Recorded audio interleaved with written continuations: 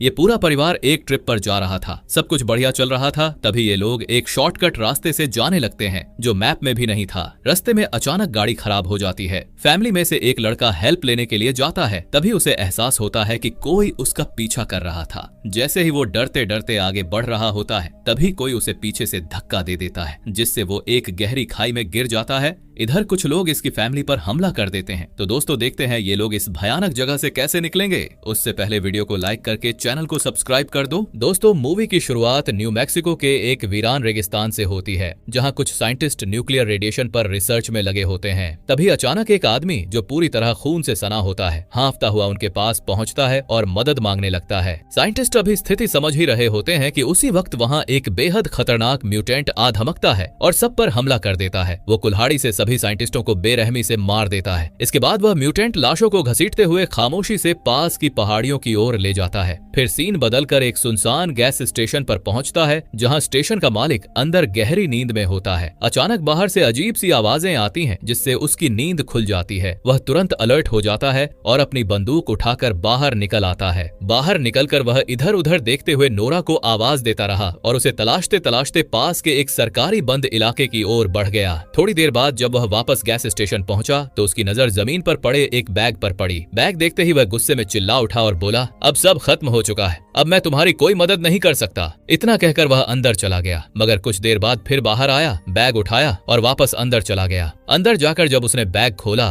तो उसमें एक कटा हुआ कान और कुछ कीमती सामान मिला। उसी वक्त बाहर किसी गाड़ी के हॉर्न की आवाज सुनाई दी। वह तुरंत बाहर आया और देखा कि एक परिवार ट्रिप पर निकला हुआ है। इस परिवार में पिता विंस, माँ ईवा, बेटा मार्को, बेटी सिमरन, बड़ी बेटी नैन्सी, उसका पति निक और उनकी छोटी बच्ची एमिली शामिल थे। जब वे लोग गैस स्टेशन पर पेट्रोल भरवा रहे थे, तब मालिक ने उन्हें पहाड़ियों के बीच से जाने वाले एक शॉर्टकट के बारे में बताया। समय बचाने के लिए परिवार ने उसी रास्ते से जाने का फैसला कर लिया। कुछ समय बाद परिवार उसी रास्ते पर पहुंच गया जिसके बारे में गैस स्टेशन के मालिक ने बताया था। तभी ईवा ने मैप चेक किया, लेकिन उसमें इस रास्ते का कोई जिक्र नहीं था। इसी बीच अचानक सड़क पर एक स्पाइक स्ट्रिप आ गई, जिससे गाड़ी के टायर फट गए। विंस का गाड़ी से कंट्रोल छूट गया और कार जाकर एक बड़े पत्थर से टकरा गई। टक्कर लगते ही सभी लोग घबराकर बाहर निकल आए। उसी दौरान उनके दोनों कुत्ते डर के मारे इधर उधर भाग गए। उन्हें पकड़ने के लिए मार्को पहाड़ियों की ओर दौड़ पड़ा। इधर विंस गाड़ी की हालत देखने लगा, लेकिन जल्द ही उसे समझ आ गया कि अब गाड़ी चलने की कंडीशन में नहीं है। मजबूरी में पूरे परिवार ने वहीं रात गुजारने का फैसला किया।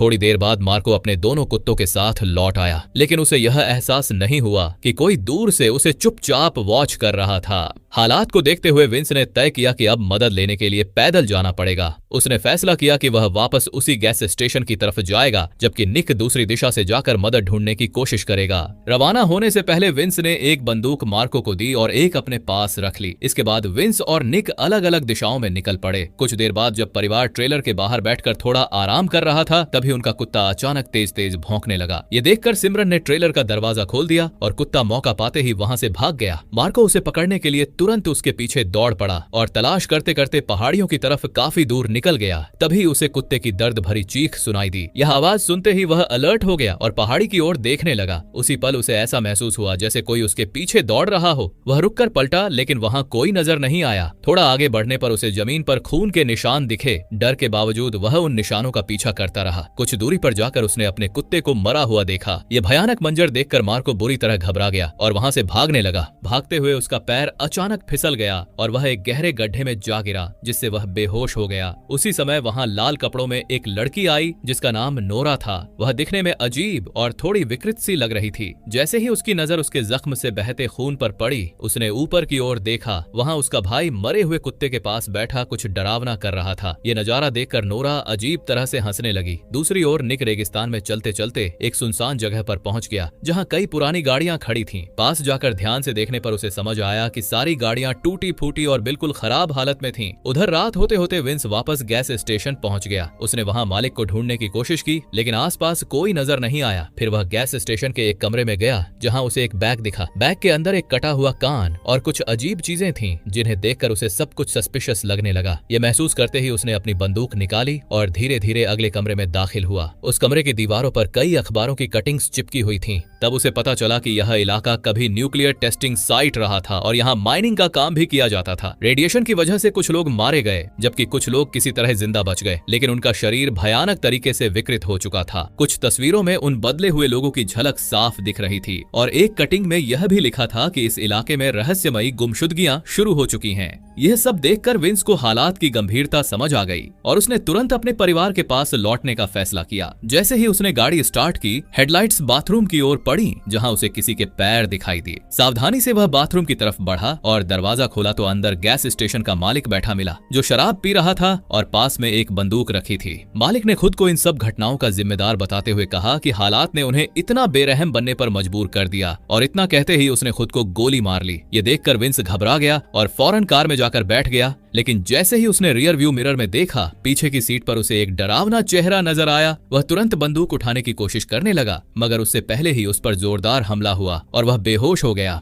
इसके बाद हमलावरों ने उसे एक ट्रॉली में डाल दिया और माइंस की तरफ ले जाने लगे। उधर जब मार्को काफी देर तक वापस नहीं आया तो सिमरन उसे ढूंढने बाहर निकल पड़ी। दूसरी ओर नोरा अब भी बेहोश पड़े मार्को के पास बैठी हुई थी, लेकिन जैसे ही उसे सिमरन की आवाज सुनाई दी, वह घबरा गई और वहां से भाग निकली। थोड़ी ही देर में सिमरन को मार्को मिल गया और वह उसे संभालते हुए वापस ट्रेलर तक ले आई। हालांकि मार्को ने अपने साथ हुई सारी बातों को छिपाए रखा और किसी को कुछ नहीं बताया। कुछ समय बाद ट्रेलर के बाहर किसी की आवाज सुनाई दी, जिसे सुनकर मार्को ने सबको अंदर ही रहने को कहा और खुद बाहर जाकर देखने लगा। बाहर उसने देखा कि कुत्ते की जंजीर टूटी हुई थी। उसने आवाज भी लगाई, लेकिन कोई जवाब नहीं मिला। तभी पीछे से निक आ गया और अचानक मार्को के कंधे पर हाथ रख दिया, जिससे वह डरकर चौंक गया। इसके बाद निक ने सबको बताया कि उसे रास्ते में एक गहरा गड्ढा मिला है और आसपास कहीं भी कोई रास्ता या हाईवे दिखाई नहीं दे रहा। इसके बाद निक ने विंस के बारे में पूछा कि क्या वह अब तक वापस नहीं लौटा। इतनी गंभीर स्थिति होने के बावजूद मार्को चुप ही रहा और अपने साथ हुई सच्चाई किसी को नहीं बताई। तभी निक ने कहा कि अगर विंस रात 12 बजे तक नहीं आया तो वे उसे ढूंढने निकलेंगे। इसके बाद सभी लोग ट्रेलर के अंदर आ गए, लेकिन जगह कम होने की वजह से निक और नैन्सी कार में जाकर सो गए। आधी रात हो चुकी थी और सब गहरी नींद में थे, मगर मार्को अब भी जाग रहा था। तभी उसे बाहर से कुत्ते के भौंकने की आवाज सुनाई दी तो वह तुरंत बाहर निकला और कुत्ते को पुकारते हुए उसी दिशा में बढ़ गया। इसी दौरान ट्रेलर के अंदर एक म्यूटेंट घुस आया। सिमरन ने हेडफोन लगाए हुए थे, इसलिए उसे कोई आवाज सुनाई नहीं दी। उधर मार्को एक चट्टान के पास पहुंचा, तभी वहां से किसी की अजीब सी हंसी सुनाई दी, जिसे सुनकर वह डर गया और घबराकर तेजी से ट्रेलर की ओर लौटने लगा। उसी वक्त सिमरन की नींद खुली, लेकिन इससे पहले कि वह कुछ समझ पाती, म्यूटेंट ने उसके मुंह पर हाथ रख दिया। इधर मार्को दौड़कर निक और नैन्सी को जगाने लगा। जैसे ही दोनों उठे, मार्को ने घबराते हुए बताया कि वे इस जगह पर अकेले नहीं हैं। इस पर नैन्सी ने कहा कि ऐसी सुनसान जगह पर कोई रह ही नहीं सकता। तब मार्को ने उन्हें मरे हुए कुत्ते के बारे में बताया और कहा कि उसने पहले इसलिए कुछ नहीं बताया क्योंकि वह अपनी माँ को डराना नहीं चाहता था। तभी ट्रेलर के अंदर से अजीब सी आवाजें आने लगीं। जब सब लोग ट्रेलर की ओर बढ़ ही रहे थे, उसी वक्त उस म्यूटेंट ने कहीं से एक बटन दबा दिया। तुरंत एक पेड़ से बंधे विंस के नीचे आग लग गई और वह जिंदा जलने लगा। ये देखकर सभी लोग उसे बचाने के लिए उसकी तरफ दौड़ पड़े, लेकिन इसी अफरा तफरी में किसी को यह पता नहीं चला कि वही खतरनाक म्यूटेंट चुपचाप ट्रेलर के अंदर घुस चुका था। निक आग बुझाने की कोशिश करता रहा, मगर वह सफल नहीं हो पाया। सबके सामने विंस दर्द से तड़पता रहा और आखिरकार जलकर मर गया। उधर ट्रेलर के अंदर एक म्यूटेंट ने सिमरन पर हमला करने की कोशिश की। तभी उसे छोटी एमिली के रोने की आवाज सुनाई दी, जिससे नैन्सी का ध्यान तुरंत ट्रेलर की तरफ गया और उसे कुछ गड़बड़ महसूस हुई। वह दौड़कर अंदर पहुंची तो देखा कि एक आदमी उसकी बेटी को पकड़े हुए था, जबकि दूसरा सिमरन को दबोचे हुए था। नैन्सी ने बिना सोचे समझे पास पड़ा पेन उठाया और हमलावर पर वार कर दिया। जब वह दोबारा हमला करने लगी तो उस आदमी ने नैन्सी का हाथ पकड़ लिया और बच्चे पर बंदूक तान दी ताकि वह शांत रहे, और फिर वह नैन्सी पर भी हाथ डालने लगा। इसी बीच ईवा भी ट्रेलर के अंदर आ चुकी थी, लेकिन जैसे ही उसने एक म्यूटेंट पर पत्थर उठाया, दूसरे म्यूटेंट ने उसे देख लिया और बिना देर किए गोली चला दी। गोली की आवाज सुनते ही निक तेजी से ट्रेलर की ओर दौड़ा। अंदर एक म्यूटेंट जैसे ही सिमरन को मारने के लिए बंदूक उठाने लगा, नैन्सी ने हिम्मत दिखाते हुए उसके पैर में स्क्रू कसने वाला पेंच घोंप दिया। म्यूटेंट दर्द से तिलमिला उठा, लेकिन गुस्से में उसने नैन्सी के सिर में गोली मार दी। इसके बाद वे लोग छोटी बच्ची एमिली को उठाकर ट्रेलर से बाहर निकल गए। जब तक निक अंदर पहुंचा तब तक म्यूटेंट वहां से जा चुके थे। उसकी पत्नी नैन्सी की लाश जमीन पर पड़ी थी और बच्ची भी गायब थी। ये सब देखकर निक पूरी तरह टूट गया और फूट फूट कर रोने लगा। उधर दूर से एक म्यूटेंट चुपचाप ये सब देख रहा था। तभी उसके पीछे कुछ हलचल हुई, लेकिन उसने ध्यान नहीं दिया। अचानक परिवार का कुत्ता वहां आ गया और उस म्यूटेंट पर झपट पड़ा। पड़ा, जिससे वह वहीं ढेर हो गया। इधर ट्रेलर के अंदर ईवा अब भी जिंदा थी, मगर उसकी हालत बेहद नाजुक थी। जैसे ही मार्को ने अंदर का हाल देखा, वह गुस्से से भर गया और बोला कि अब म्यूटेंट्स का पीछा करना चाहिए, लेकिन निक ने उसे रोकते हुए कहा कि बिना किसी प्लान के ऐसा करना ठीक नहीं होगा। उसी वक्त उन्हें ट्रेलर के बाहर से कुछ आवाजें सुनाई दी, तो मार्को ने तुरंत दरवाजे की तरफ कई गोलियां चला दी।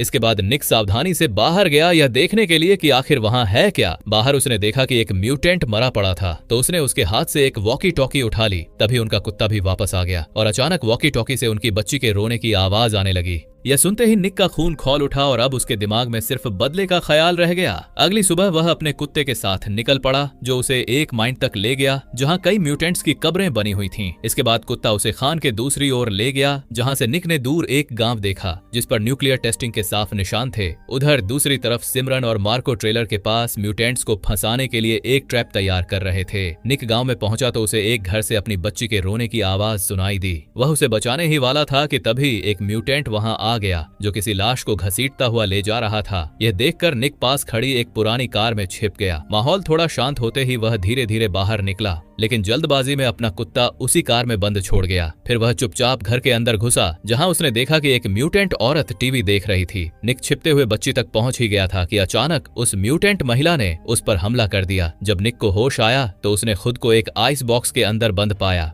उसके आसपास इंसानों के कटे हुए अंग बिखरे पड़े थे, लेकिन वह किसी तरह खुद को संभालते हुए बाहर निकल आया और चुपचाप आगे बढ़ा। थोड़ी दूर एक दूसरे कमरे में उसे एक अपंग म्यूटेंट दिखाई दिया, तो निक ने उससे अपनी बेटी एमिली के बारे में पूछा, मगर उसने कोई जवाब नहीं दिया। तभी अचानक एक और म्यूटेंट खिड़की तोड़कर अंदर घुस आया और निक पर कुल्हाड़ी से हमला कर दिया, जिसमें उसकी एक उंगली कट गई। इसके बावजूद निक ने हिम्मत नहीं हारी और बड़ी मुश्किल से उस म्यूटेंट को मार गिराया। शोर सुनकर एक और म्यूटेंट वहां पहुंच गया, लेकिन निक ने उसे पकड़ लिया। पहले उसके पैर पर वार किया और फिर कुल्हाड़ी से उसे खत्म कर दिया। इसी बीच उस अपंग म्यूटेंट ने वॉकी टॉकी पर संदेश भेज दिया कि निक की बेटी को मार दो, मगर जैसे ही वह पलटा, निक का कुत्ता उस पर टूट पड़ा और उसे वहीं ढेर कर दिया। इसके बाद निक एक एक घर में जाकर एमिली को ढूंढने लगा। वहां उसे कई अजीब और विकृत बच्चे दिखे, लेकिन उसकी बेटी कहीं नजर नहीं आई। उधर जब एक म्यूटेंट बच्ची को मारने पहुंचा तो उसने देखा कि वहां बच्ची नहीं थी, बल्कि उसकी जगह एक सूअर का बच्चा रखा हुआ था। असल में नोरा, जो म्यूटेंट्स में से ही थी, बच्ची को लेकर वहां से भाग चुकी थी। उसी वक्त पहाड़ी के ऊपर से निक को अपनी बेटी के रोने की आवाज सुनाई दी